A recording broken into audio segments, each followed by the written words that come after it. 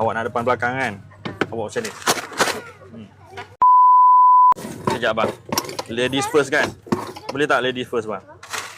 Tak ada lagi orang cakap men first. Ladies first. Dapat begini nafkah. Tak apa-apa. Satu. RM5. Tiga kali spicy. Pizza apa bang?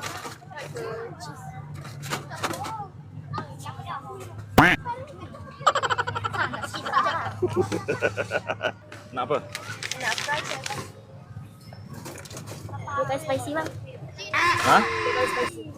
2 kali spicy. Depan belakang. Jangan lagi spicy. RM2.